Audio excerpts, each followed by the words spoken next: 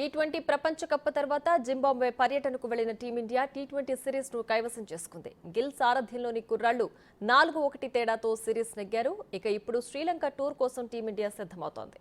శ్రీలంకతో భారత జట్టు 3 వన్డేలు 3 టీ20 మ్యాచ్లు ఆడాల్సింది. ఈ క్రమంలోనే నేడు జట్టును ప్రకటించే అవకాశం కనిపిస్తోంది. దీంతో కెప్టెన్ గా ఎవరు బాధ్యతలు స్వీకరిస్తారోనని ఆసక్తి నెలకొంది.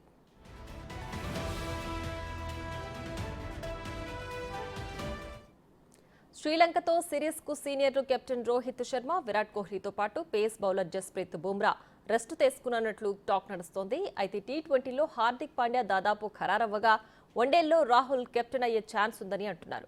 అలానే వన్డే కెప్టెన్ రేస్లో శుభ్మన్ గిల్ కూడా ఉన్నాడని చర్చించుకుంటున్నారు. ఇటీవల జింబాబ్వే పర్యటనలో టీమిండియాకు గిల్ కెప్టెన్ గా వ్యవహరించారు. దీంతో ఇప్పుడు వన్డే జట్టుకు గిల్ ని కెప్టెన్ గా చేయాలనే చర్చ జరుగుతోంది. గిల్ 3 ఫార్మాట్లలో ఆడే ఆటగాడు కావడంతో రోహిత్ శర్మకు ప్రత్యామ్నాయంగా జట్టు మేనేజ్మెంట్ ని అతనికి పరిగణించే అవకాశం ఉందని భావిస్తున్నారు.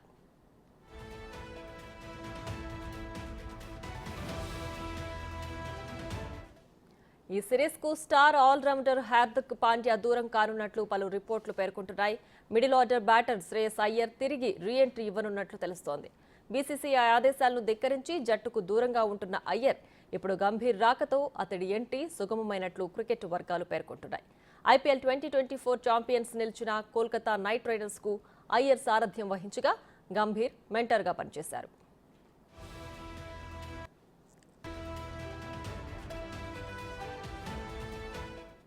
మరోవైపు టీ20 వన్డే జట్టుకు కెప్టెన్ గా ఎవరు వ్యవహరిస్తారనేది గౌతమ్ గంభీర్ పై ఆధారపడి ఉంటుంది. ప్రధాన కోచ్ గా గౌతమ్ గంభీర్ కు శ్రీలంక పర్యటన మొదటి అసైన్మెంట్ అవుతుంది. ఇక్కడి నుంచి అతను రాబోయే 4 ఏళ్లకు రోడ్ మ్యాప్ ను సిద్ధం చేస్తాడని అంచనా వేస్తున్నారు. శ్రీలంక పర్యటనకు సీనియర్లంతా అందుబాటులో ఉండాలని గంభీర్ డిమాండ్ చేస్తున్నట్లు తెలుస్తోంది. ఇప్పుడు శ్రీలంక టూర్ కు వెళ్లే జట్టులో వాళ్ల పేర్లు ఉంటాయా లేదా అనేది చూడాలి.